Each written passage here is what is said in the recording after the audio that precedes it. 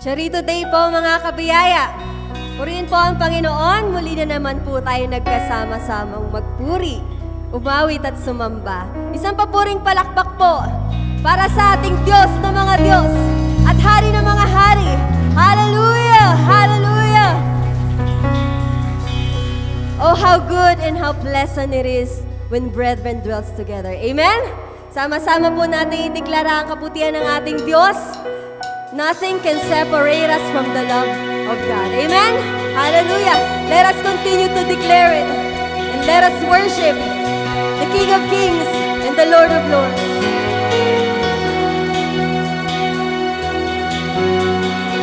From the start you loved me, saw who I could be. So you gave your life to save my soul. Thank you, Jesus. I don't know where I'd be if not for your mercy. All I know is you have won it all. Oh, oh, oh, now I am forgiven. Oh, oh, oh, your grace has set me free. Oh, oh, oh, now I'm really living. Oh, oh, oh, oh. Your love is never giving up. It's never giving up on me. Yeah. Your grace came and made a way. I'll never be the same forever. It's your love.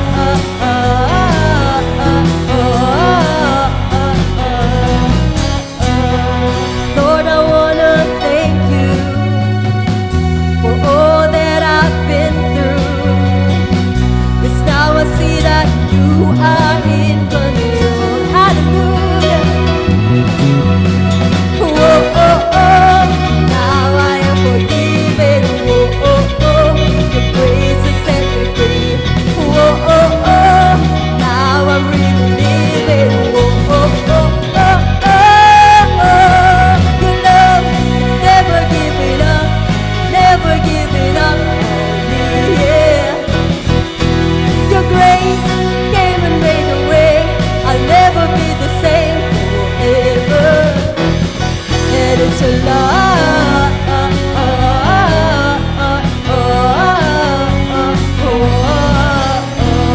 Hallelujah. Let us continue to declare that in the name of Jesus, there is power to break every chain. Hallelujah. I can hear the sound of the broken chains. Freedom is alive running through my veins. Victory is mine over sin and shame. I am free. I am free. I can hear the sound of the broken chains. Freedom is alive running through my veins. Victory is mine over sin and shame. I am free. I am free. I can hear the sound of the broken chains. Freedom is alive running through my veins. Victory is mine over sin and shame. I am free. I am free. Your love is never giving up, never giving up on me. Yeah. Your grace came and made a way. I'll never be the same forever. Your love is never giving up, never giving up on me. Yeah. Your grace came and made a way. I'll never be the same forever. It's your love.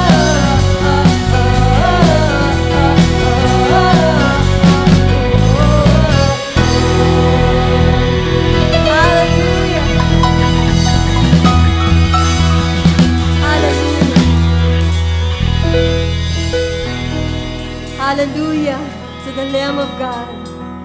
Hallelujah to the most wonderful name that is above every name. Hallelujah to your name, Jesus. Oh, let us continue to worship our Savior and our King. Oh Lord, We rejoice in all that you have done. Thank you, Lord, that we are here freely worshiping you in spirit and in truth. Hallelujah. Hallelujah. We thank you for your amazing grace, O God.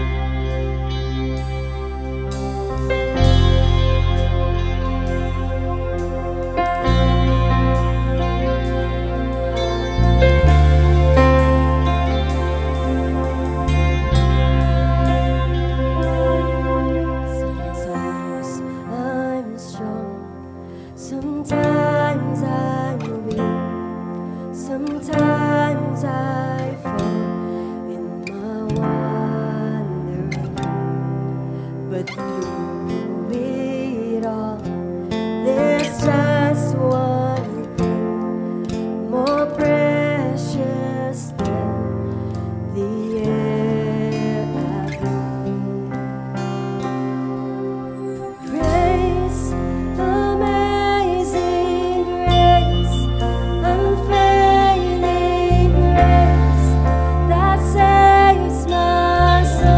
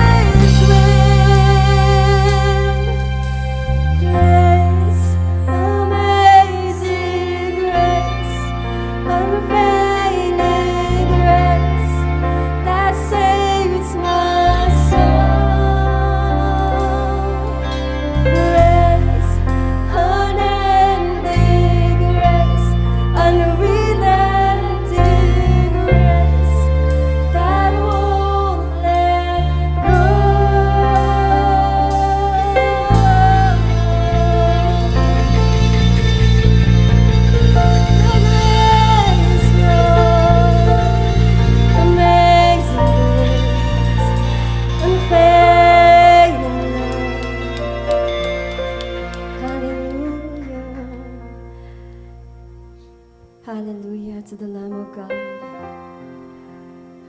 Oh, worthy, worthy is the Lamb that was slain to receive all the glory, honor, and adoration.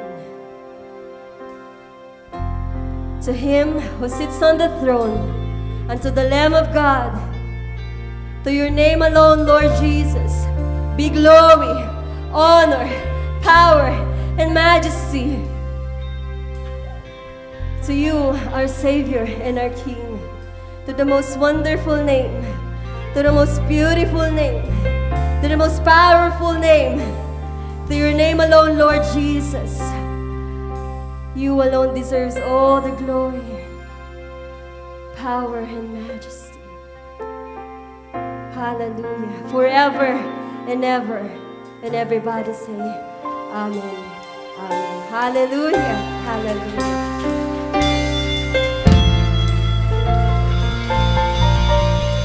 Glory, glory to your name, Lord Jesus. Bago po tayo umupo, pakibati po ang yung katabi ng 2 thumbs up. You are Charito.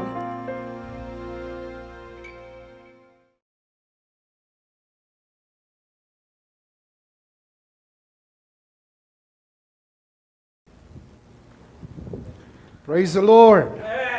Let's give the Lord a clap of praise. Come on, clap your hands to Jesus. Hallelujah. Everybody shout, praise the Lord. Praise the Lord. Praise the Lord. Praise the Lord. Hallelujah. Hallelujah. Did you miss us?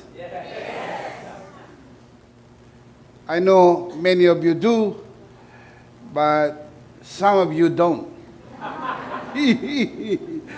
But don't worry. Next time, we'll make it longer. How about a month or 2? We miss you so much. Kahit nandun po kami sa Europe, ay hindi po namin nami-miss out ang mga nangyayari po dito sa atin pong church, the Lord's community, and of course, EMI community in a bigger scale. Palakpakan po natin si Lord. Thank you, Jesus. Pakibati po ang katabi ng 2 thumbs up.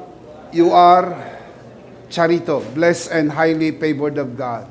Do you believe that? Amen. Do you always believe that? Amen. Do you always confess that? Amen. Let's do that today. I am Charito. I am Charito. I am blessed and highly favored. I am blessed and highly favored. I am a child of God. I am a child. Isang malakas sa clap offering para kay Lord. Thank you, Jesus. Well, good morning dun po sa mga nanonood sa broadcast po na ito. Good morning, good afternoon, good evening. Anumang oras nyo napapanood ang broadcast po na ito. Ako po si Bishop Emmy. Ito po ang worship online ng The Lord's Community and EMI Community. And if you are watching this broadcast for the first time, please like and follow us on Facebook. Over 100,000 people follow us on Facebook. Join us and experience the difference. When you follow us on Facebook, don't forget to click the Zippers button and turn on your notification. And if not asking too much, and I know it's not, please subscribe to EMI channel at YouTube. Meron po tayong bago sa social media platform para po sa mga kabiyaya po nating TikTokers. Kasama niyo po si Bishop Emmy. Please follow Bishop Emmy on TikTok para po sa ating nuggets of grace, pira-pirasong biyaya para po sa pang-araw-araw na buhay. Please prepare your communion elements because at the end of this message, we will do a Holy Communion. Sama-sama at sabay-sabay po nating idideklara ang bisa at kapangyarihan ng tinapos na gawa ni Kristo sa krus ng Kalbaryo. Palaging tandaan, ang katas ng ubas ay simbolo ng kanyang banal na dugo. Ang ostya ay simbolo ng kanyang bugbog na katawan. Sa pamagitan po ng kanyang banal na dugo, ang ating mga kasalanan ay pinatawad na. Sa pamagitan ng kanyang bugbog na katawan, ang ating mga sakit ay pinagaling na. And if you are sick in your body and you are watching this broadcast today, Let me just assure you, today is your healing day. Can we say that together? Today is your healing day. Of course, we can also affirm the fact that today is my healing day. Let's say that together. Today is my healing day. One more time. Believe and declare. Declare what you believe. Can you say amen? Let me also encourage you to worship the Lord with your offering. As it is written, honor the Lord with your wealth. Proverbs chapter 3, verse 9. At the latter part of this broadcast, we will let you know how you can easily give your offering. Palagi ko po itong sinasabi sa inyo mga kabiyaya tuwing linggo. At sana hindi po kayo napapagod ito marinig dahil hindi naman po ako napapagod, palagi ipaalala po ito sa inyo. Nang pagbibigay sa gawain ng Panginoon na hindi po pagbibigay ng kontribusyon, hindi po pagbibigay ng donasyon, hindi po pagbibigay ng ayuda, hindi po pagbibigay ng limos. Ang pagbibigay sa gawain ng Panginoon ay isang pagsamba.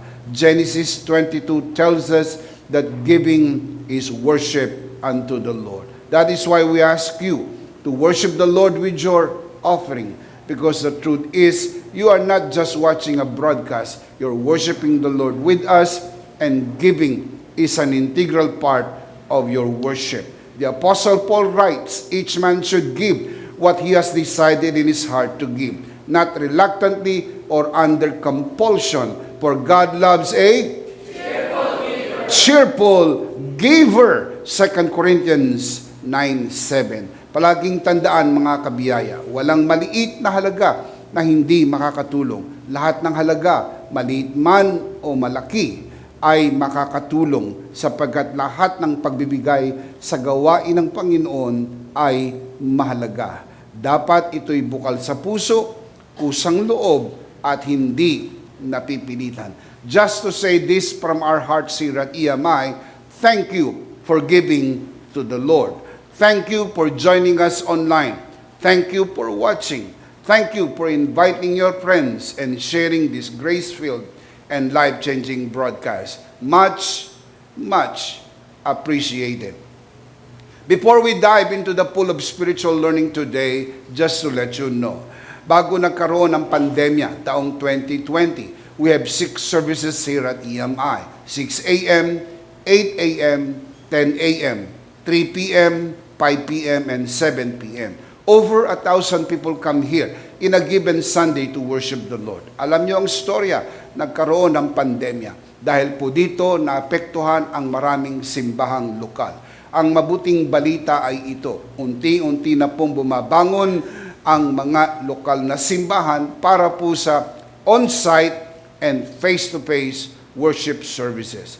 Ngayon po'y level 1 na tayo. Full capacity, mas maluwag at mas maraming upuan. More seats available. Baka naman, maisipan mo nang magsimba. Kabiyaya, mahigit 2 taong ka nang hindi nagsisimba. Aabutin ka na ng Pasko. Magta-3 taong ka nang hindi nagsisimba. Sana makasama namin kayo sa mga pagtitipon, sa mga on-site and face-to-face worship services. Tandaan, ang sabi sa Biblia, huwag kalilimutan ang pagkakatipon ng mga banal, lalo't namamalas nating malapit na ang araw ng kanyang pagbabalik.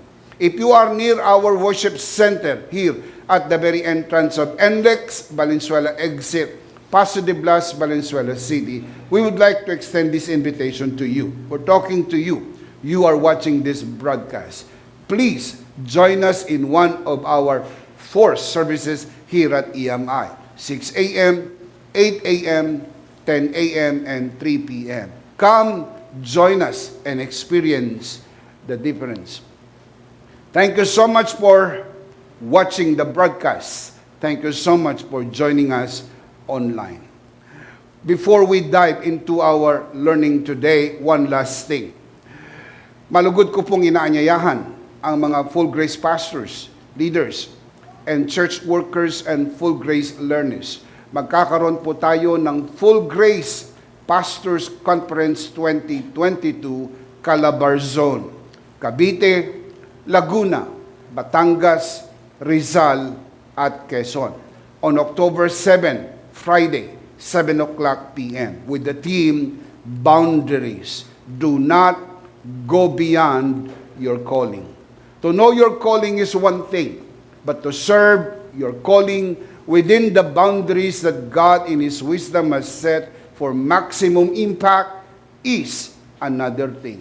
Join us in this conference and learn more about these grace-based boundaries. This conference will be held in Batangas City, Batangas, at Jesus Our Abundant Life Church under the leadership of Pastor Anthony John Monar. The venue is completely wazeable. Ibig sabihin, madaling puntahan. Gamitin nyo lang po ang inyong Waze app. I-type nyo po, Jesus Our Abundant Life Church. Ito po ay libre, free admission, but you need to register online. The registration link is posted at EMI page and other shared link. Register now and reserve your seat. Again, join us when? October 7, Friday, 7 p.m. Full Grace Pastors Conference 2022, Calabarzon. Learn your boundaries and serve your grace-filled calling for maximum impact. See you, my fellow Full Grace pastors and Full Grace learners there at Calabarzon. Maraming salamat po. Palakpakan po natin ang Panginoon. Hallelujah. We are going to continue our series on The Bible Explains Part 60. Today we're going to talk about grace and miracles. Biblical evidence of grace and miracles combined. I want to say that again. Grace and miracles. The biblical evidence of grace and miracles combined. We're going to talk about biblical proof that grace and miracles go together hand in hand.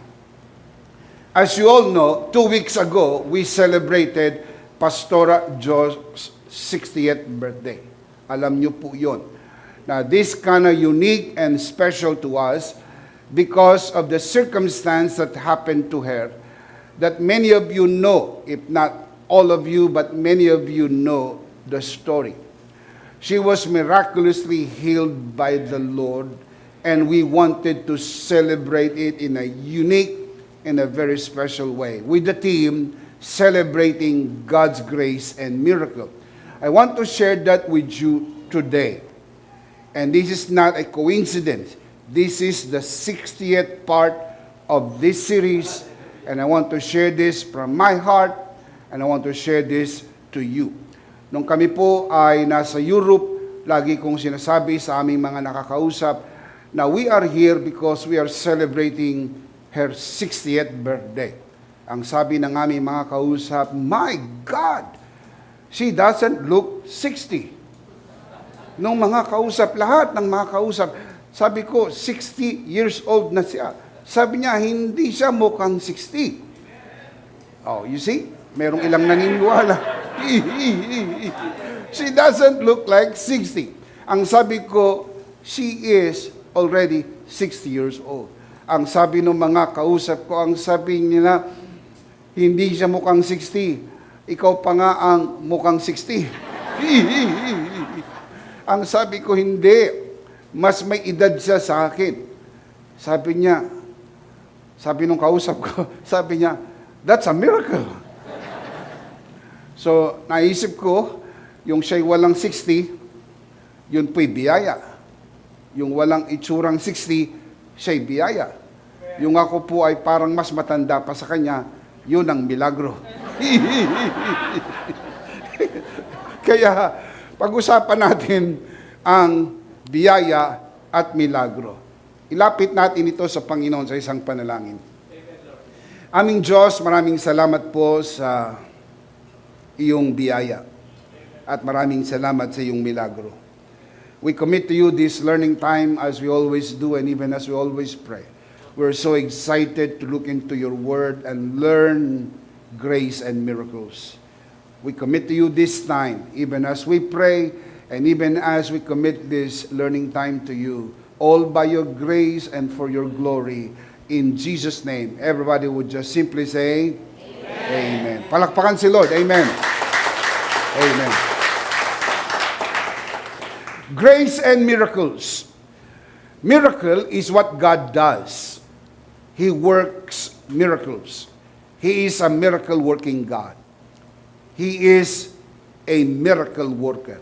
Ang Diyos ay Diyos ng himala. Can you say amen? Amen. While grace is the means by which He delivers the miracles. Yun pong milagro, yun yung ginagawa ng Diyos. Yung biyaya, yun yung paraan pinaparating sa atin ang milagro ng Diyos. Pag sinabi po natin grace, it means unearned, unmerited, and undeserved. Pag marapat para sa iyo, premyo. Pag hindi marapat para sa iyo, biyaya. Lahat ng natatanggap mo, na na-earn mo, na di-deserve mo, at na merit mo, hindi po yan grace. Ang tawag dyan, reward. Pero at the end, when you fully realize that you did not earn it, you did not merit it, and you do not deserve it, you realize it is by grace. Nothing but grace, grace plus nothing, grace, all the way. Can you say amen? Amen. Grace in its purest form produces miracles. And miracles in its truest form is grace. Ang tunay at puro at dalisay na biyaya ay gumagawa ng milagro. Ang milagro sa kanyang tunay na anyo ay biyaya. Kailangan natin makita ang dalawa na ito na magkasama. Dahil pinaghiwalay ito ng relihiyon. Maraming mga tao ang nagkaroon ng confusion. Because religion made us believe that we need to work for it, earn it, and deserve it. Bago maghimala ang Diyos sa iyo, kailangan mong i-work, kailangan mong i-earn, kailangan mong i-deserve. Hindi po ganun ang teaching ng New Covenant. Kaya maraming mga tao, pag hindi gumagaling, iniisip nila, what's wrong with me? Baka hindi ako nakakapagbigay, baka hindi ako nakakapagsimba, baka hindi ako nakakapanalangin, baka hindi ko nagagawa yung dapat kong gawin. Kaya hindi ako binibigyan ng Diyos ng kagalingan, baka hindi ako binibigyan ng Diyos ng himala, baka hindi ako pinagpapala dahil sa mga hindi ko nagagawa, o baka sa mga bagay na nagagawa ko na hindi ko dapat gawin. Kaya iniisip natin ng milagro, kagalingan, pagpapala at pabor ay premyo ng ating performance. Yun po ang turo ng relihiyon. Pero hindi po ganon ang turo ng banal na kasulatan. Sa bagong kasunduan, ang milagro ng Diyos ay hindi mo pinagsisikapang makuha. Ito po ay kaloob sa atin ng tinapos na gawa ni Kristo, ang biyaya ng Diyos. Can you say amen? Amen. Religion tells us, do more, give more, save more. At laging tinimbang ka, laging kulang. Kulang ang dasal mo, kulang ang bigay mo, kulang ang attend mo, kulang ang timbang mo, kulang ang sukat mo, at hindi ka pumapasa sa pamantayan ng Diyos, kaya hindi ka dapat gumaling, hindi ka dapat paghimalaan, hindi ka dapat umunlad, hindi ka dapat pagpalain. Nothing could be farther from the truth. It is all by grace, nothing but grace, grace plus nothing. Can you say amen? Amen. Pag-uusapan po natin sa araw na ito, ang milagro at ang biyaya ay magkasama. Pag nasa iyo ang biyaya ng Diyos, nasa iyo ang milagro ng Diyos. I want to say that again. If you have the grace of God, you have the miracles of God, because grace and miracles, they go together hand in hand. Hindi sila magkahiwalay. Allow me to share with you, my dear brothers and sisters, the biblical evidence that grace and miracle go together. And at the end of this message, I will encourage you to receive your miracle, because if you receive the grace of God, you are entitled to your miracle. Karapatan mo ang iyong milagro. Karapatan mo ang iyong kagalingan. Karapatan mo ang pag-unlad sa buhay. Karapatan mo ang pabor. Karapatan mo ang tumaas ang antas ng iyong buhay sapagkat lahat ng ating kasalanan, lahat ng ating kahirapan, lahat ng ating kasalanan, kahirapan, karamdaman at kamatayan ay kinarga ni Kristo sa krus ng Kalbaryo upang sa pamagitan ng kanyang tinapos na gawa, hindi lang tayo naligtas, pinagpala na rin tayo at pinaburan ng ating Panginoon. Shout amen. I will be giving you proofs and solid evidences from the Word of God that grace and miracles, they go together. I can give you many. In fact, I can even spend my preaching career discussing on this thing dahil ang buong Bible ay punong-puno ng mga kwento ng mga milagro at biyaya ng Diyos sa buhay po natin.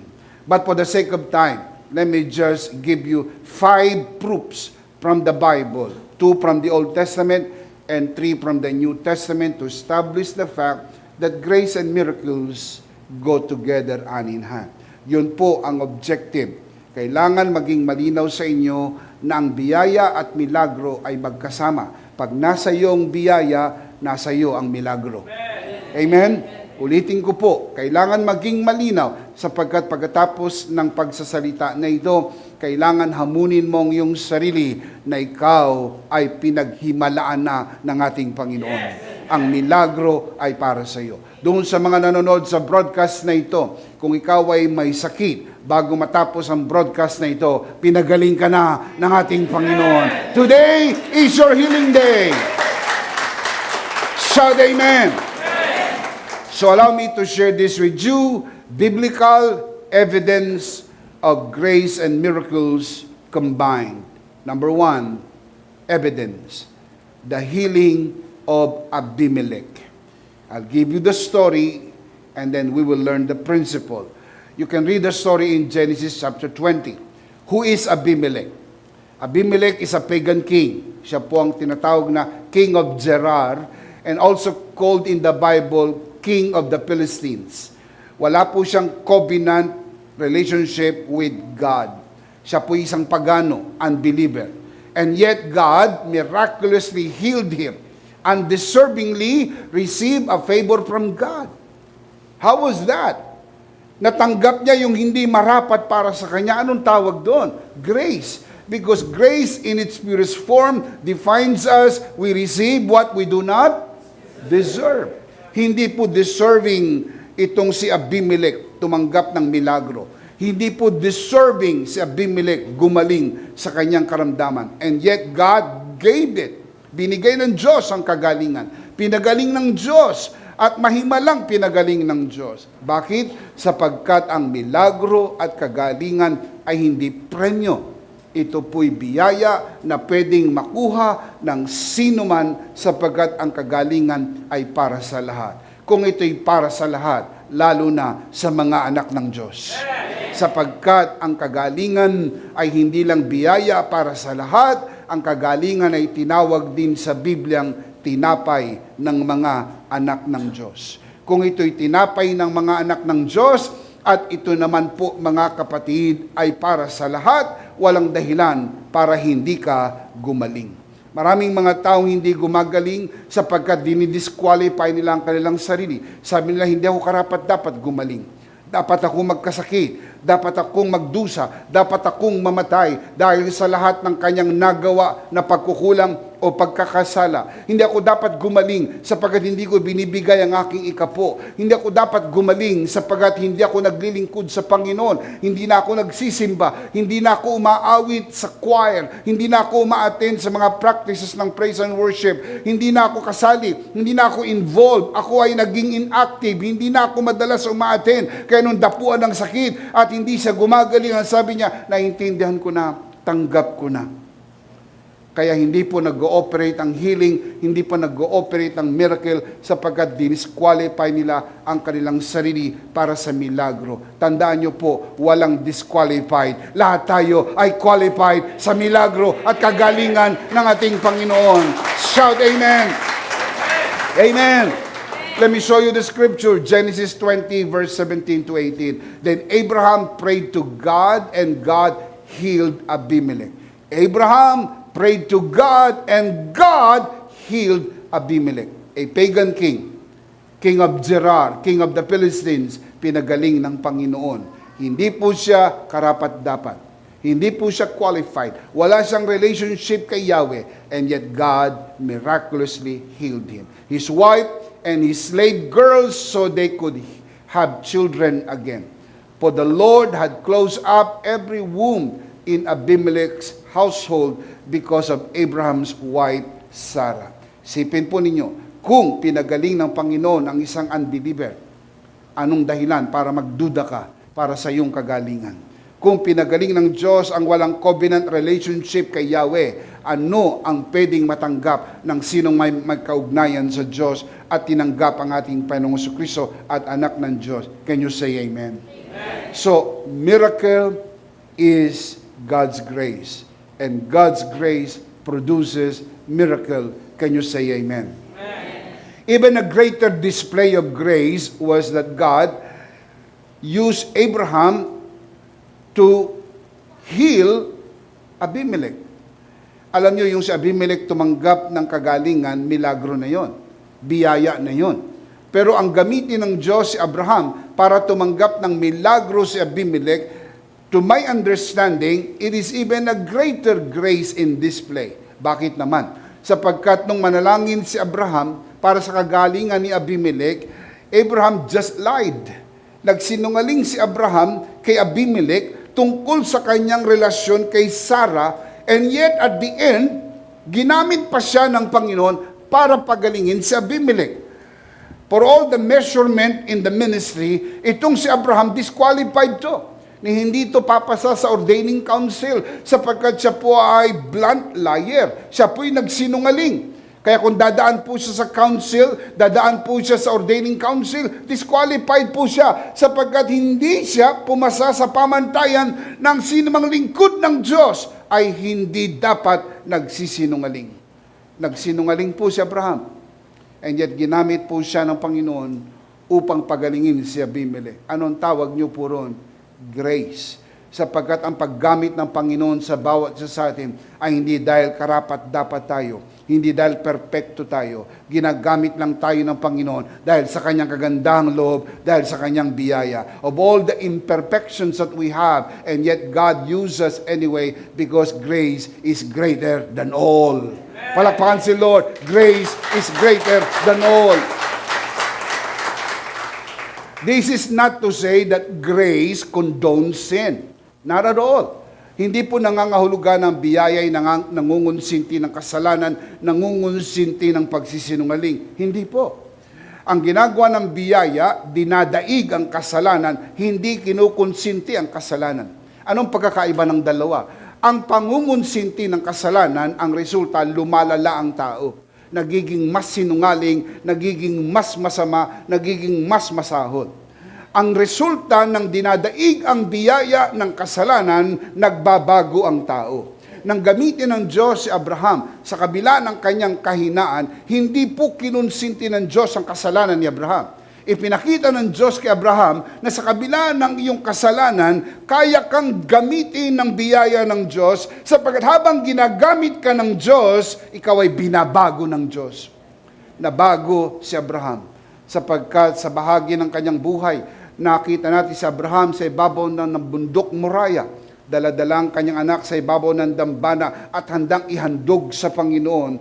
Ibang Abraham na ito. Ito yung binagong Abraham. Paano nabago si Abraham? Sapagkat ang biyaya ng Diyos ay naranasan ni Abraham. Mga kapatid, walang perpekto kahit isa. Maging sa mga nanonood sa broadcast na ito, ang mga tumatayo sa likod ng pulpito, ang mga nagtuturo at mga nangangaral ay hindi po perpekto. Ibang bagay ang manatili sa pagkakamali, ibang bagay ang ikaw ay may pagkakamali at baguhin ka ng Panginoon at maging tama sapagkat ang bawat sa atin ay kinhabagan lang ng biyaya ng ating Panginoon. Palakpakan si Lord. Amen! Can you say amen? All by His grace for His glory. Remember, the goodness of God brings people to repentance. Ang nagdadala sa pagbabago ay ang kabaitan ng Diyos. The word goodness comes from the Greek word Christos, meaning showing grace. Pinakitaan ng Diyos si Abraham ng biyaya, pinakitaan ng Diyos si Abraham ng kabaitan ng Diyos na bago ang kanyang buhay. Hindi kinonsinte, binago ang kanyang buhay. Ganon din sa atin. May mga pagkakamali, may mga kahinaan ng kahapon, mga nakaraang mga taon, pero iba na tayo sapagkat patuloy tayong binabago ng ating Panginoon. Itaas sa kamay ng mga binago ng Panginoon. Palakpakan si Lord. Amen. Amen. Pinaliwanag ni Apostol Pablo, 2 Corinthians chapter 3, verse 4 to 6. Such confidence as this is ours through Christ before God. Not that we are competent in ourselves to claim anything for ourselves, but our competence comes from God. Underline that. Our competence comes from God. Look at verse number 6. He has made us competent. The Greek word hikano. He made us qualified. The word hikano meaning qualified. He made us competent. Hindi tayo qualified sa ating sarili. But He made us competent. He made us qualified as ministers of a new covenant. Not of the letter, referring to the law, but of the Spirit, referring to grace. The Spirit of grace. For the letter kills, but the Spirit gives life. Can you say amen? Ipinaliwanag pa ni Apostol Pablo ito sa Colossians chapter 1 verse 12, giving thanks to the Father who has qualified you. The word qualified there, the same Greek word, hikano. Competent, hikano. Qualified, hikano. Because the word hikano meaning qualified. He has qualified you to share in the inheritance of the saints and of the kingdom of light. Qualified ka. Kaya wag mong payagang i-disqualify ka ng kahit na sino. At doon sa mga nanonood sa broadcast na ito, wag mong payagang i-disqualify ka ng pastor mo. Wag mong payagang i-disqualify ka ng bishop nyo. Wag mong payagang i-disqualify ka ng sarili mo dahil sa iyong pagkakamali, kahinaan at pagkukulang. Sagot yan ng biyaya ng Diyos. Pinatawad ka na ng Panginoon. Binago ka na ng Panginoon. Shout amen. Shout amen. Ang word po na inheritance comes from the Greek word kleros, which means assignment or to assign, from the verb form klero, meaning to assign or to assignment as a whole. Pwede po itong tumukoy sa mga bagay na inilaan sa iyo ng Panginoon, pwede pong pagpapala at pabor, at pwede ring gawain ng paglilingkod. Sapagkat ang iyong gawain ng paglilingkod is something assigned to you. It is your assignment that you receive from God. And the Bible says, the Father has qualified us. Ang nag-qualify sa atin ay ang Ama. Kaya hindi tayo pwedeng i-disqualify ng sino man. Can you say amen? Pag sinabi nila, disqualified ka dahil hindi ka pumasa sa pamantayan, kaninong pamantayan? Sinong gumawa ng pamantayan? Kung ang pamantayan yan ay gawa lang ng tao, huwag kang mabagabag, sapagat hindi yan ang iyong kailangan ipasa. Ipinasa ka na ng Ama sa pamantayan itinakda ng Diyos, and you are qualified because of the finished work of Jesus Christ. Can you say amen? Palakpakan si Lord. Amen. Thank you, Jesus. So number one, evidence is the healing of Abimelech. Pag nabasa niyo yung story na yan, meron kang ebidensya na ang milagro at ang biyaya ay magkasama. Milagrong gumaling si Abimelech, pero a greater miracle na gamit ng Diyos si Abraham sa kabila ng kanyang pagkukulang. Kaya anumang milagro ang kailangan mo, kagalingan ba? Ang biyaya ay para sa iyo. Anong milagro ang kailangan mo? Gamitin ka ng Panginoon sa kabila ng iyong edad, sa kabila ng iyong kahinaan, sa kabila ng iyong kakulangan, kulang sa pagsasanay, kulang sa taas, kulang sa lapad, kulang sa bigat, kulang-kulang. Huwag ka magalala. Sapat ang biyaya ng Diyos. Palakpakan si Lord. Sapat ang biyaya ng Diyos. Amen. So number one, the healing of Abimelech. Number two, the crossing of the Red Sea. Ang pangalawang ebidensya na pwede ko ipresenta sa inyo, that grace and miracles, they go together, is the crossing of the Red Sea. Bago po sila tumawid sa dagat na pula, sila po ay galing sa Ehipto. Sila po ay naging alipin sa Ehipto ng napakatagal na panahon. At pagkalipas ng matagal na panahon, inilabas po sila ng Panginoon sa pamagitan po ng lingkod ng Diyos na si Moses. Nang sila po ay nag-exit from the land of slavery, marching out, going to the promised land, sila po ay naharap sa dagat na pula, the Red Sea. Walang daan sa harapan, sa gilid may bundok, sa kabilang gilid ay may bundok, at sa likod ay dumarating ang humahagibis ng mga karwahe ng mga Egyptians sapagkat sila hinahabol saan ka pupunta. Sa ganitong kalagayan, nagpakita ang Diyos ng milagro. Pero ang milagrong ipinakita ng Diyos sa kanila ay dahil po sa biyayang naigawad sa kanila. Hindi dahil karapat-dapat sila, hindi dahil mabait sila, hindi dahil masunurin sila, hindi dahil matino sila. Sa kabila ng kanilang rebelyon, sa kabila ng kanilang pagiging masuwayin, naghimala pa rin ng Diyos sa kanila. Anong larawan? Grace and miracles go together. Let me show you, Exodus chapter 14, verse 10. As Pharaoh approached, the Israelites looked up, and there were the Egyptians marching after them. They were terrified and cried out to the Lord. Verse 11, they said to Moses, the Israelites said to Moses, was it because there were no graves in Egypt that you brought us to the desert to die? What have you done to us by bringing us out of Egypt? Verse 12, didn't we say to you in Egypt, leave us alone, let us serve the Egyptians? It would have been better for us to serve the Egyptians than to die in the desert. Rebellious attitude, isn't it? Sila na nga ang tinutulungan, sila na nga ang inilabas mula sa lupain ng pagkaalipin, and yet, nung sila po'y nasukol sa dagat na pula, sa halip na sila po'y humingi ng tulong sa Diyos, sa halip na sila'y maniwala para sa kanilang milagro, sila'y nagrebelde sa lingkod ng Diyos, sila'y nagrebelde sa Diyos, at ang kanila po mga sentimiento ay pagrireklamo. Dapat sana iniwanan mo na lang kami sa Ehipto. Mas maigi pang namatay sa Ehipto. Pag namatay doon, mayroong lapida. Dito, pag namatay ka, kakainin ng mga buitre ang inyong laman at walang alaalang matitira sa inyong mga kamag-anakan.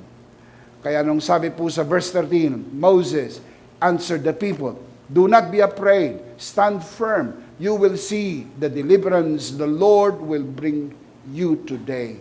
Look at the next line, the Egyptians you see today, you will never see again. Kumbaga, sabi ni Moses, tignan nyo na, ang mga Egyptians, hindi nyo na sila makikita ulit. Tignan nyo na, you will never see them again. Look at verse 14, the Lord will fight for you, you need only to be still. Ipaglalaban ka ng Panginoon. Can you say amen? Amen. Alam ninyo, for all intents and purposes, inilabas ng Diyos ang kanyang bayan mula sa lupain ng pagkaalipin patungo sa lupang pangako ayon sa kanyang plano. Kung gusto ng Panginoon mamatay sila, hindi na po sila kinakailangan ilabas pa sa Ehipto. Dahil sa Ehipto lang mamamatay na sila. That's why it makes no sense na sila ay ilabas at pagdating sa ganitong kalagayan, iwanan sila at pabayaan. You have to believe the heart of God. You may not understand a lot of things what God does. With our limited peanut brain, di natin naiintindihan why God allowed these things, why God allowed these things. And God is not under obligation to explain everything to us. But we need to trust the heart of God. That God is so good to be unkind. God is too wise to be mistaken. You may never understand, but you need to trust the heart of God. Napakabait ng Diyos na kung kanyang ilabas ka mula sa lupain ng Ehipto, hindi kanya papayagang mamatay sa ilang sapagkat mayroong magandang plano ang Diyos sa buhay mo. Can you say amen? Amen. Palakpakan natin si Lord. Amen! Amen! Sabi na Apostol Pablo, kung hindi nga naipagkait ng Diyos ang kanyang kaisa-isang anak, ano pa ba ang hindi kayang ibigay ng Diyos para sa atin? Kaya huwag mong pagdudahan. May magandang plano ang Diyos sa buhay mo. Maring hindi mo pa nakikita, maring hindi mo pa nararamdaman. pero merong magandang plano ang Diyos sa iyo. God is working. Though you may not see, though you may not feel, but God is working. Ang Diyos gumagawa sa buhay mo. May mga bagay, mga kapatid, na ginagawa na ng Diyos ngayon. 5 taon mo pa makikita. 3 taon mo pa makikita. 2 taon mo pa makikita. Kaya kailangan nating pagtiwalaan ang Panginoon. We may not understand right away, but you need to trust the Lord because God is good all the time. Palakpakan natin si Lord. Amen! Amen. Verse 15, the Lord said to Moses, "Why are you crying out to me? Tell the Israelites to move on." Ang sabi ng Diyos kay Moses, bakit ka iyak ng iyak sa akin? Sabihin mo sa mga taong lumakad na. Na magandang salin sa The Living Bible. Let me show you the Living Bible. Then the Lord said to Moses, "Quit praying and get the people moving forward march." Pray ka ng pray ka ng pray ka ng pray. Tama nang mag-pray. Oh, you see? Now, it's not a religious message after all. Sa mo maririnig, tama na mag-pray, tama nang mag-pray. Anong madalas sinasabi ng religion? Pray more. Pray pa more. Di ba? Pray hard. Pray harder. Pray the hardest. Pray pa, pray pa, pray pa, pray pa. Kaya meron pa silang tinatawag na push. Push it more. Push it. P-U-S-H. Pray until something happen. Huwag ka titigil. Huwag ka titigil. Pray, pray, pray, pray, pray, pray, pray. Sabi ni God kay Moses, stop praying. See, ang Diyos na nagsabi, stop praying. Start moving. Alam niyo kung bakit? There is a right time for everything under the sun. There is a right time to pray, and there is a right time to quit praying and start moving. Bakit po? Kasi maraming mga tao, ginagawang dahilan na lang ang panalangin dahil ayaw nilang gumalaw. Ayaw nilang mag-step in. Ayaw nilang mag-move on. Kaya anong ginagawa mo? Nagpe-pray pa ako eh. Nagpe-pray pa ako eh. Nagpe-pray pa ako eh. Anong ginagawa mo? Nagpe-pray pa ako. Tagal mo nang nagpe-pray ah! Aktuhan mo na! Kalooban niya ng Panginoon. Yung mga tao, hinahanap ko pa kalooban ni Lord eh. Tsaka ako magpe-pray.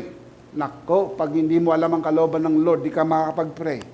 Dapat alam mo ang kalooban ng Panginoon. Kalooban niyang gumaling ka. Kalooban ng Diyos magpalain ka. Kalooban ng Diyos lumaya ka. Kalooban ng Diyos paunlarin ang buhay mo. Shout, Amen. Palakpakan si Lord. Amen. Amen. The thief comes to steal, to kill, and to destroy.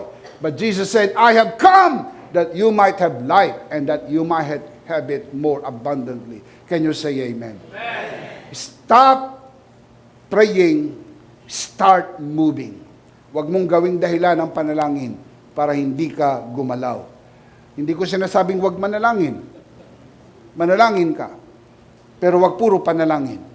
May panahon titigil ka ng manalangin at aktuhan mo na ang iyong pananampalataya. Remember, law of faith number 3, faith acts. You need to act on your faith. Aktuhan mo na. Kaya sabi ng Diyos kay Moses, let the people move. Paggalawin mo na ang mga tao. Maraming mga tao ang ayaw gumalaw sapagkat natatakot sila at nagtatago sila sa pananalangin.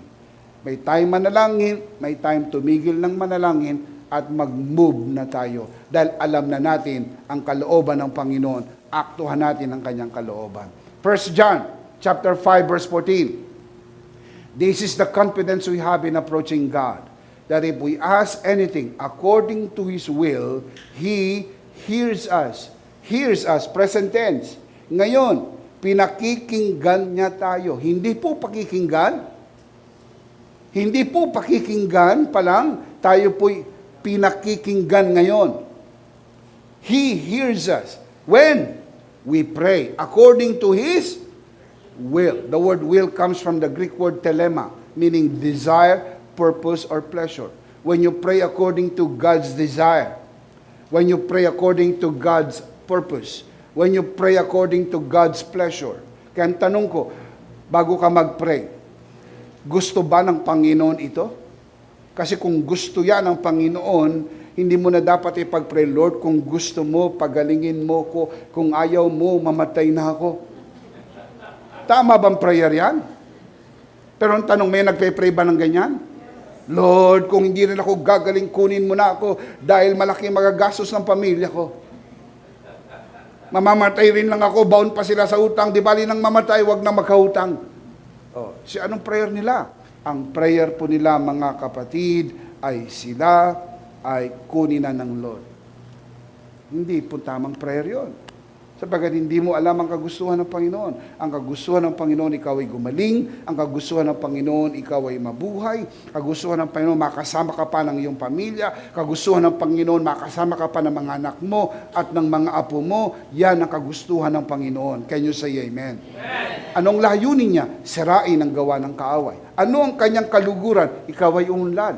The Bible says, the Lord takes pleasure in the prosperity of His children. Kung tayo nga magulang, natutuwa tayo, mga anak natin umuunlad. Sinong magulang nga nainggit sa anak? Awkward. Yung anak nainggit sa magulang. O yung magulang nainggit sa anak. Mali. Sapagkat dapat walang inggitan sa pamilya. Kapag umunlad si ate, natutuwa si bunso. Pag umunlad si bunso, dapat natutuwa si ate. Pag umunlad ang magulang, natutuwa ang mga anak. Pag umunlad ang mga anak, natutuwa ang magulang. Sapagkat that is what family is. Can you say amen? Ganon din sa pamilya ng Diyos. Kapag umunlad ang mga anak ng Diyos, tuwang-tuwa ang ating amang sumasalangit dahil siya ang nagpala sa atin. Amen. Ano sabi sa Biblia? Sinong ama kapag ang anak ay humingi ng tinapay, bibigyan ng bato? Sinong ama kapag ang anak ay humingi ng isda, bibigyan ng ahas? Sabi niya, kayong mga masasama, marunong magbigay ng mabubuting bagay sa inyong mga anak, lalo tigit ang ating mabuting ama na sumasalangit. Can you say amen? Amen. Let me show you the purpose why Jesus Christ came. 1 John chapter 3 verse 8. For this purpose, the Son of God was manifested. The reason why Jesus Christ came, the reason why God became flesh, the incarnation of Christ. For this purpose, the Son of God was manifested that He might destroy the works of the devil. Kaya anumang gawain ng kaaway na nasa buhay ng isang tao at gusto mong mawala sa buhay ng mga tao, kalooban niya ng Panginoon. It is God's purpose, it is God's pleasure, it is God's desire. So you have to pray affirmatively and start moving. Don't pray all the time.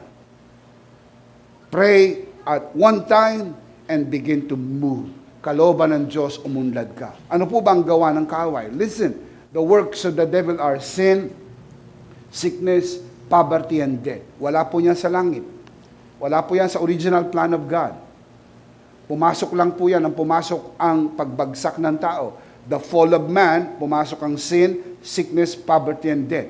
Sa langit, wala pong kasalanan. Sa langit, walang kahirapan. Sa langit po ay wala pong kamatayan. Sa langit, walang karamdaman. Ano po ang panalangin tinuro sa atin? Our Father, which art in heaven, hallowed be thy name. Thy kingdom come, thy will. Telema, thy will, thy desire, thy pleasure, thy purpose be done on earth as it is in heaven. Sa langit, walang sin, sickness, poverty, and death. Yun din ang kalooban ng Diyos sa lupa.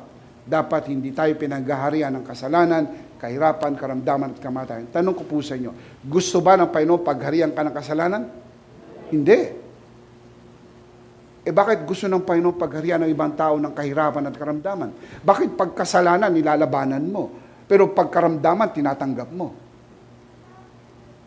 Pagkasalanan nilalabanan mo, pero kapag kahirapan tanggap mo. Mali. Kasi itong apat na ito, magkakauri ito. Isa lang ang pinanggalingan yan. Kasalanan, kahirapan, karamdaman, kamatayan. Isa lang ang pinanggalingan yan. Kung ayaw mo ng kasalanan, taas ang kamay ng ayaw ng kasalanan. Taas ang kamay. Right. Ayaw nyo ng kasalanan? Taas ang kamay ng gusto ng karamdaman. Taas ang kamay ng gusto ng kahirapan. Taas ang kamay ang gusto ng kamatayan. See? Kung ayaw nyo ng kasalanan, dapat the same attitude, ayaw ko rin ng kahirapan, ayaw ko rin ng karamdaman, ayaw ko rin ng kamatayan. Bakit? Sapagkat hindi ito gawa ng Diyos. Ito'y gawa ng dyablo. At si Kristo'y naparito para wasakin ang gawa ng dyablo. Now, let me show you side by side. These are the works of Christ. Salvation, healing, prosperity, and life. I came that you might have life, that you might have more life, prosperity. Siya bagaman mayaman, naging mahirap alang-alang sa atin, sa kanyang paghirap tayo guminhawa. Can you say amen? Healing, siya nabugbog at nasugatan, sa kanyang mga sugat tayo gumaling na. Salvation and forgiveness. Sa pamagitan ng kanyang banal na dugo, pinatawad na ang ating mga kasalanan. Can you say amen? In other words, quit praying, quit begging, and begin to move forward and begin to confess and declare that I am saved, I am healed, I am blessed, I will not die, but live. Palakpakan si Lord. Amen. Shout amen. Mga kapatid, pinararangalan ng Diyos ang binibigkas ng ating bibig. Out of the abundance of the heart, the mouth speak. Sabi ng Panginoon, ano man narinig kong sinabi nyo, siya kong gagawin sa inyo. Kapag sinabi mo, tanggap ko na, mahirap kami, pinanganak kaming mahirap, mamamatay kaming mahirap. So, yan na ang iyong sinasabi, ihanda mo ang sarili mo, yan ang mangyayari sa iyo hanggang sa mamatay ka. Sumalangit ka nawa. Pero, kapag ka binago mo na ang paniniwala mo, sinabi mo, hindi ganito ang kalooban ng Diyos para sa akin. Si Kristo'y nabugbog at sa kanyang sugat, magaling na ako. Si Kristo'y naghirap sa kanyang paghirap, pinaunlad na ako. Siya'y namatay upang ako'y mabuhay. Siya'y namatay upang sa kanyang banal na dugo ay meron akong kapatawaran. If you believe that, shout amen. Going back to the crossing of the Red Sea, Exodus 14:15-16 from the Living Bible. Then the Lord said to Moses, quit praying and get the people moving forward. Get the people moving forward, march. Verse 16, use your rod, hold it out over the water, and the sea will open up a path before you. And all the people of Israel shall walk through on dry ground. Can you say amen? So, nagmilagro po ba ang Diyos? Binuksan niya po ba ang dagat na pula? Nakatawid po ba ang mga Israelita? Hindi dahil sila'y mabait, hindi dahil sila'y mabuti, hindi dahil sila'y karapat-dapat. None of them are worthy. Wala. Lahat sila'y masuwayin, lahat sila'y rebelde, lahat sila'y pasaway, pero nagmilagro pa rin ang Diyos. Imagine, yan po ang Diyos ng Biblia, ang Diyos ng biyaya, sapagkat ang biyaya at milagro ay laging nagsasama. At kapag magmimilagro ang Diyos sa iyo, hindi dahil karapat-dapat ka. Dahil kung karapat-dapat ka, napremyuhan mo ang kanyang milagro. Kapag tumingin ka sa salamin at sinabi mo hindi ka karapat-dapat at nagmilagro ang Diyos sa iyo, kinahabagan ka ng Diyos at ang biyaya niya ay iginawad niya sa iyo. Can you say amen? God undeservingly saved them miraculously, because grace and miracle, they go together. Number one, the healing of Abimelech. Number two, the crossing of the Red Sea. Number three, the miracle of first Christmas. Pag pinag-uusapan natin ang Pasko, lalo na po ngayon, malapit na ang Pasko, hayaan yung bating ko na kayo ng Merry Christmas. The miracle of Christmas, or what we call the virgin birth of Christ, is a classic example of grace and miracle. When we think about how God has chosen Mary, we can easily think that she was the most holy and the most qualified woman to give birth to Christ on that first Christmas. Yan talagang mentality ng reliyon, na si Maria ang pinakabanal, si Maria ang bukod tangi, si Maria ang pinaka-kwalipikado sa lahat ng birhen, sa lahat ng babae. Si Maria ang pinakabanal, kaya siya'y bukod tanging pinili. Yun ang sabi ng religion. Religion made us believe this to the point that Mary was even called the Mother of God. Now listen to me, especially those who are watching this broadcast. I do not want to take anything from Mary, but Mary was not the mother of God. Hindi po ina ng Diyos si Maria. Wala pong ina ang Diyos. Ang relihiyon tinuro sa atin na si Maria ay ina ng Diyos. Siya po ay itinaas sa pedestal, sa puntong siya po'y sinasamba ng relihiyon, sapagkat ang paniniwala ng relihiyon si Maria ay bukod tangi, higit sa sino mang tao sa balat ng lupa, kaya po siya pinili. Hindi po. Si Maria ay pinili ng Diyos dahil siya po'y nabigyan ng biyaya. All by grace. Hindi po siya perpekto. Sabi sa Bible, walang matuwid, wala kahit isa. Lahat ay nagkasala. Kasama ba si Maria doon? Yes. Romans 3:10, Romans 3:23, for all have sinned and fall short. Kasama po ba si Maria sa lahat ng nagkasala? Yes. Walang hindi nagkasala, lahat po tayo ay nagkasala. She was an ordinary woman, except that she was a virgin, true enough, but she was not only the virgin on that time. Marami rin pong birhen nung panahon na yon. Kaya hindi po yun lang ang tanging katangian. Kailangan po ang birhen sapagkat kailangan gamitin ng Diyos ang isang birhen para maisilang ang ating tagapagligtas. Pero make no mistake, hindi lang po siya ang birhen nung panahon na yon.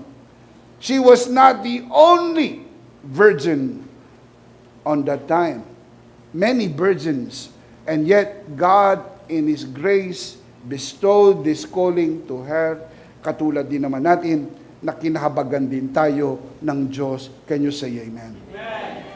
Naniniwala po ba kayo ng kwento ng unang Pasko ay kwento ng milagro? Ang milagrong ito at ang biyaya ay magkasama.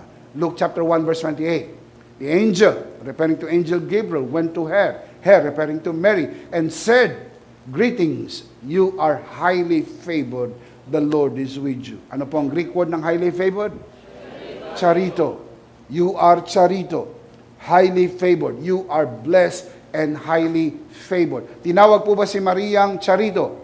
Yes. Tinawag po ba si Mariang highly favored?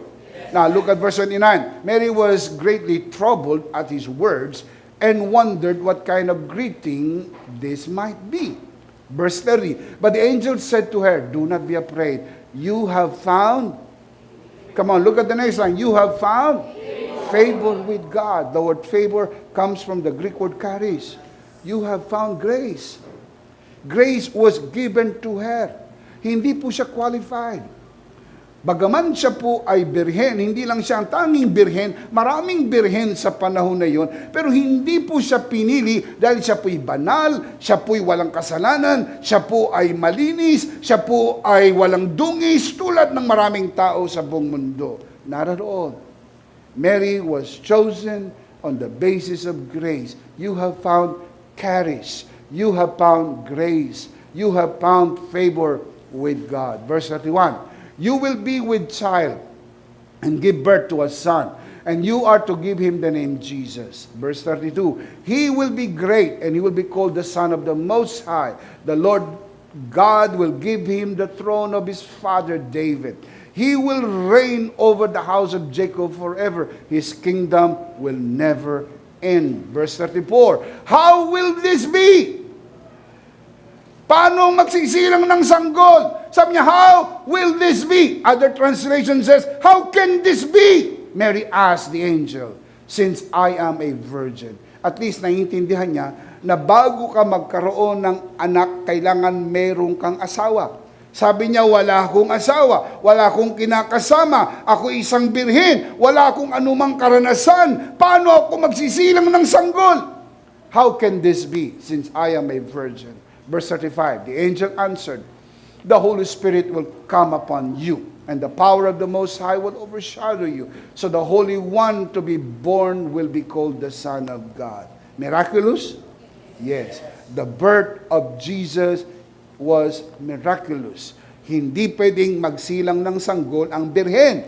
Pero pinangyari ng Diyos ang isang birhen makapagsilang ng sanggol sa kapangyarihan ng banal na Espiritu. Look at verse 38. I am the Lord's servant. Mary answered, be it unto me according to your word. Then the angel left her. Tinanggap po ba ni Maria? Yes. At sabi niya, be it unto me. Kung sakaling sabihin ni Mary, ayaw ko, masira ang kinabukasan ko. Mag-usap muna kami ng boyfriend ko. Natatandaan nyo, nakatakda silang pakasal, si Jose at si Maria. Teka muna, baka pag inuuhan ko yan, ay iwanan ako ng boyfriend ko at hindi kami magkatuluyan. Paano na ang kinabukasan ko? Paano na ang reputation ko? Paano na pag-uusapan ako ng mga tao dito na ako'y nabuntis, wala naman akong asawa? Sigurado, madadali ako ni Marites. Pag-uusapan na ako, mapopost ako sa Facebook, magiging blind item ako. Pag-uusapan ako ng mga kaibigan ko, lalayuan ako ng mga kaibigan ko, at magkakaroon ng problema. Teka muna, pag-usapan muna, bigyan mo ko ng 1 week, i-discuss ko muna sa magulang ko, i-discuss ko muna sa boyfriend ko. No. Nung marinig ni Maria ang magandang plano ng Diyos, ang sabi niya, be it unto me according to your word. Grace and miracle come together. Ang milagro ng unang Pasko ay nangyari hindi dahil karapat-dapat si Maria. Tulad ninyo at tulad ko, hindi rin karapat-dapat. Nagmilagro ang Diyos sa atin dahil din sa biyaya ng Diyos. Nagmilagro ang Diyos ng unang Pasko dahil din sa biyaya ng Diyos. Pakinggan niyo po ang response ni Mary sa verse 46. Mary responded, oh, how I praise the Lord, how I rejoice in God my Savior. You see, si Maria ay nangangailangan din ng tagapagligtas. Sabi nila, si Maria ay banal. Si Maria ay walang kasalanan. Sabi ng relihiyon, kung siya po'y banal at siya po'y walang kasalanan, bakit siya nangangailangan ng tagapagligtas? The mere fact, Mary said, my God, my Savior. Kailangan niya ng Savior. Sino ba nangangailangan ng Savior? Ang makasalanan. So si Maria, by implication, sabi niya, in God, my Savior. Look at verse 48. For he took notice of his lowly servant girl, referring to herself. Now, generation after generation, forever shall call me what? Blessed by God. Hindi po sinabing generation after generation, forever they shall call me Mother of God. No, he did not say that. She did not say that, right? What did she say? Forever the generation will call me blessed by God. Blessed of God. Can you say amen? Di ba ganun din tayo? Ephesians 1:3, blessed be the God and Father of our Lord Jesus Christ, who has blessed us with every spiritual blessing in heavenly places in Christ. Tayo rin po ay pinagpala ng Panginoon. Si Maria ay pinagpala rin. Dahil po sa biyaya ng Diyos. Ang unang Pasko ay kwento ng biyaya at milagro ng Diyos. Number 4, the miracle at Cana, John chapter 2. Ang milagro na naganap doon sa Cana. Are you familiar with this story? John chapter 2, the miracle of turning water into wine. Remember, nagkaroon ng kasalan sa Cana, naubusan ng alak, nagmilagro sa Jesus, ang tubig ay ginawang alak. Ang maraming tao hindi naiintindihan, ito po'y milagro at biyayang pinagsama. Let's go inside the story. John chapter 2 verse 1. On the third day, a wedding took place at Cana in Galilee. Jesus' mother was there. Verse 2. And Jesus and his disciples had also been invited to the wedding. Bakit sila sa wedding? Bakit si Jesus at ang mga disciples ay nasa wedding? They were invited. Tandaan, huwag pupunta pag hindi iniimbita. Ito pa ang masaklap. Inimbita ka lang, nag-imbita ka pa. Wala kang karapatan mag-imbita kung imbitado ka rin. Tatandaan nyo, mabigat na doktrina yan. Ang pumupunta lang dapat ay yung mga inimbita. Si Maria po ba naimbita? Si Jesus po ba naimbita? at ang mga alagad ay naimbita. Verse 3, when the wine was gone, Jesus' mother said to him, they have no more wine. Tingnan niyo sagot ni Jesus sa verse 4, dear woman, why do you involve me? Jesus replied, my time has not yet come. Translation, mahal na babae, kausap niya ang kanyang ina, bakit mo ko sinasali? Imbitado lang ako rito. Hindi pa panahon para sa akin. Bakit mo ko sinasali? Hindi ako kasali dyan. Inimbita lang kami rito para kumain. Hindi, inimbita lang kami rito para makipagdiwang. Maganda salin sa New Living Translation. Magulat kayo rito. Verse 3, the wine supply ran out during the festive. So Jesus' mother told him, they have no more wine. Verse 4, dear woman, that's not our problem. Kailan naging problema ng imbitado ang problema nung may pakasal? Kung maubusan kayo ng alak, problema nyo yan. Hindi ko yan problema. Tignan niyo, sabi niya, dear woman, that's not our problem. Jesus replied, my time has not yet come. Sabi niya, dear woman, that is not our problem. That is their problem. My time has not yet come. So mapansin niyo sa storya, not his problem, not even his time. Yet he performed a miracle. What's this? Grace. Hindi niya po problema, pero nagmilagro pa rin siya sapagkat ang biyaya ay ibinibigay sa mga hindi karapat-dapat. Can you say amen? Grace and miracle go hand in hand. Sabi niya, why do you involve me? And yet Jesus involved himself. At the part of the story, in-involve niya ang sarili niya. Pero why do you involve me? Imagine kung hindi naman siya involved, pero nag-involve siya, lalo na kung involved siya talaga. Amen. Involved ba siya sa buhay natin? Tandaan, kung nagmilagro ang Diyos sa hindi naman siya involved, lalo na sa iyong involved siya dahil anak ka ng Diyos, maghihimala ang Diyos sa iyo. Amen. Shout amen. Finally, I'll close with this. Number 1, the healing of Abimelech. Number 2, the crossing of the Red Sea. Number 3, the miracle of first Christmas. Number 4, the miracle at Cana. Number 5, the miracle of salvation. The greatest miracle of all is the miracle of salvation. Maganda po ang milagro ng kagalingan. Maganda po ang milagro ng kaginhawaan. Pero hindi po yan ang pinaka-importanting milagro sa lahat. Nothing is more important than salvation, more important than healing, more important than abundance and prosperity. Salvation is an eternal miracle. Unlike physical healing, kahit gumaling ka, makinig, kahit gumaling ka, darating bang araw, mamamatay ka rin? Yes, sapagat yung kagalingan is only to extend your life, but you will still die. Kahit guminhawa ka ng guminhawa sa buhay, makapagtayo ka ng malaking bahay, malibot mo ang buong mundo, magsuot ka ng mamahaling damit, magmantika ang uso mo sa sarap na pagkain, and yet isang araw iiwanan mo rin ba ito lahat?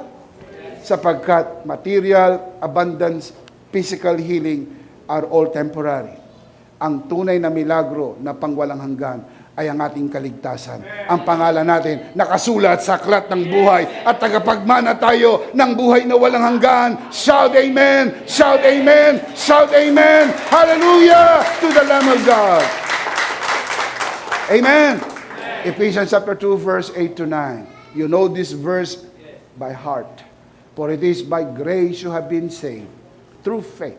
And this not from yourselves, it is the gift of God, not by work, so that no one can boast. The word saved there comes from the Greek word sozo. Ang interesting part, ang grammar na ginamit po dyan, perfect tense. Perfect tense means completed action with an ongoing result. Hindi po sinabing, for it is by grace, you will be saved. Hindi po. For by grace, you are being saved? Hindi rin po. For by grace you have been saved. Ligtas na, hindi pa. If you are saved, you cannot be unsaved. If you are truly saved, you cannot be unsaved. Because if you are born, you cannot be unborn. Kaya pag born again na, hindi pwedeng ma-unborn again. Kaya sabi ng iba, dati akong born again Hindi na ba ngayon?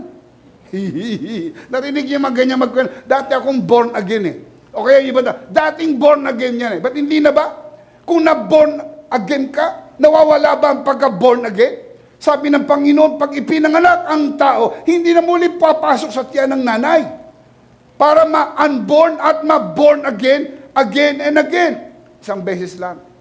Kapag tinanggap mo, Panginoon, born again ka na. At ikaw ay tagapagmana ng buhay na walang hanggan. Ikaw ay ligtas and ligtas magpakailanman. Shout Amen. Completed action, saved already. And that completed action has an ongoing result. Kaya yung tunay na ligtas, nabubuhay sa tunay na buhay ng ligtas. Hindi yung ligtas, tapos namumuhay ng parang demonyo. Hindi pwede. Kasi yung salvation na tinanggap mo, merong ongoing result. Nawala na ang demonyo sa iyo. Pinalaya ka na ng Panginoon. At hindi ka namumuhay ng parang demonyo. Namumuhay ka bilang anak ng Diyos. Palakpakan si Lord bilang anak ng Diyos. Amen. Absolutely no mixture. By grace alone, through faith alone, in Christ alone. Romans 11:6. For it is by grace, then it is no longer of works. Otherwise, grace is no longer grace. For if it is of works, it is no longer grace. Otherwise, work is no longer work. The choice is grace and works, and grace or works. You cannot mix grace and works. So it should be grace or works. Grace, grace alone. Works, works alone. For grace to be grace, it has to be grace alone and void from any works. For works to be work alone, it should be void from grace. Ang grace, patakan mo ng konting work, hindi na grace. That is disgrace. Kailangan para grace talaga, pure grace, full grace. Nothing but grace, grace plus nothing, grace, grace, all the way. Ang buong biyaya, hindi lang nagligtas. Ang buong biyaya, nagbago ang buhay mo. Ang buong biyaya, pinagpala ka, pinagaling ka, pinaburan ka, kasama ito sa binayanan ni Kristo sa krus ng Kalbaryo. Shout, Amen. Palakpakan si Lord. Come on, give Him praise. Thank you, Jesus. Let's see them again. Biblical evidence of grace and miracles combined. Number 1, the healing of Abimelech. Number 2, the crossing of the Red Sea. Number 3, the miracle of first Christmas. Number 4, the miracle at Cana. And number 5, the miracle of salvation. Life application. If you need a miracle, there is one for you. You who are watching this broadcast, if you need a miracle today is your miracle day. If you need a miracle, there is one for you today. You don't have to earn it. You don't have to deserve it. All you need to do is believe in your heart, confess with your mouth, and receive it by faith. Why? The big idea is this: in Christ, grace and miracles are mine. Are you in Christ? Yes. You don't have to earn it. You don't have to beg for it. You don't have to work for it. Grace and miracles are yours. Grace and miracles are mine. What is the big idea? In Christ, grace and miracles are mine. Of course, we do not want to end the broadcast without giving you the opportunity to receive Jesus today and be saved. Si Jesus ang biyaya ng Diyos. Tanggapin mo ang biyaya ng Diyos at matatanggap mo ang milagro ng kaligtasan, ang pinakadakilang milagro sa lahat. Kung nais mong tanggapin ang Panginoong Hesus at maligtas, taas mo ang iyong dalawang kamay. Samahan po natin ang ating mga bisitang nanonood sa broadcast na ito. Let us all lift up our hands to the Lord. Taas natin ang ating dalawang kamay at sumunod po tayo sa panalangin ng pagtanggap. Panginoong Hesus, ako po'y makasalanan. Hindi ko po kayang iligtas ang aking sarili. Ako'y mapapahamak ng hiwalay sa iyo. Narinig ko po ang mabuting balita. Ako po'y naniniwala. Tinatanggap kita sa aking puso bilang aking Panginoon at aking tagapagligtas. Salamat po, pinatawad mo na ang aking mga kasalanan. Isinulat mo na ang aking pangalan sa aklat ng buhay. Sa pangalan ni Jesus, Amen. Ako na lang po mananalangin, Ama, sa oras na ito. Itinataas ko po sa harapan ng sino mga sumunod sa panalangin ng pagtanggap. Pinagkakatiwala ko po sila sa iyong kagandahang loob na sila'y lumago sa biyaya at sa bagong natagpo ang pananampalataya. Sa pangalan ni Jesus, tayo po'y magsabing Amen. Palakpakan si Lord. Amen. Come on, give Him praise. Thank you, Jesus. Ihanda po natin ang ating mga sarili. Tayo po'y darako sa gawain ng banal na komunyon. Kayong nanonood sa broadcast na ito, kunin niyo po ang iyong communion elements and let's do this together. Let's do this together, mga kabiyaya. Hawak-hawak po natin ang pinakamakapangyarihang simbolo ng tinapos na gawa ni Kristo sa krus ng Kalbaryo. Ito ang aral na tinanggap ko sa Panginoon at ngayon naman ay binibigay ko sa inyo. Nang gabing siya pagkanuloy dumampot siya ng tinapay, kanyang pinagpirapreso at kanyang sinabi, ito ang aking katawan na pinagpirapreso dahil sa inyo. Gawin niyo to bilang pag-alaala sa akin. Sabay-sabay po natin gawin.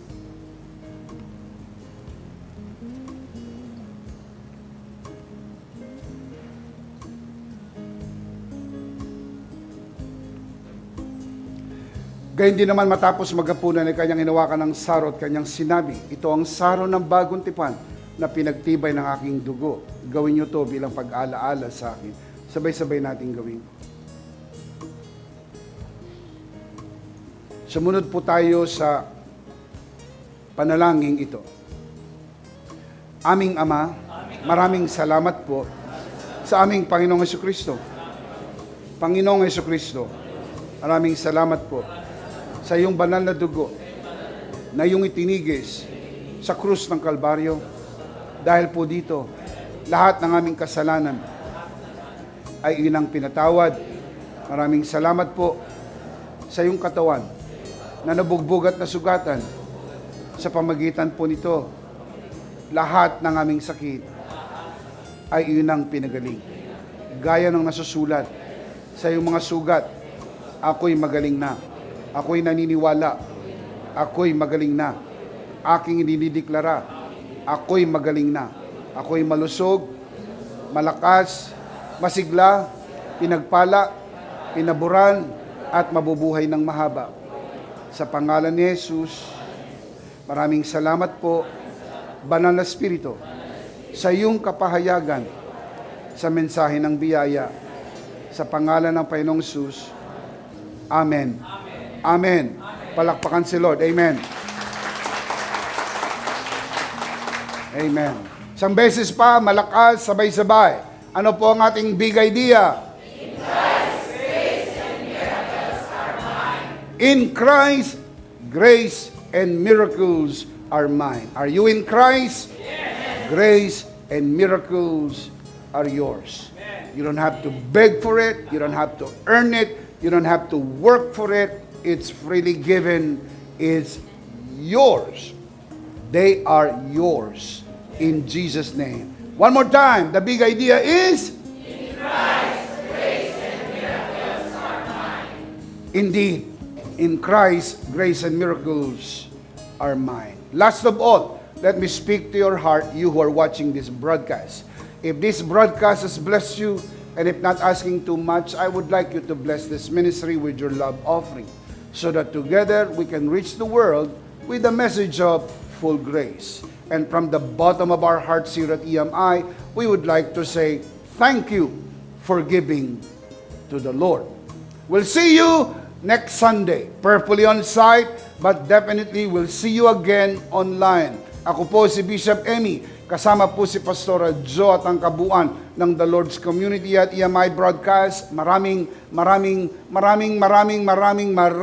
thank you. Stay a bit for more announcement. Stay safe Stay blessed, stay connected. Always remember, in Christ, you are Charito!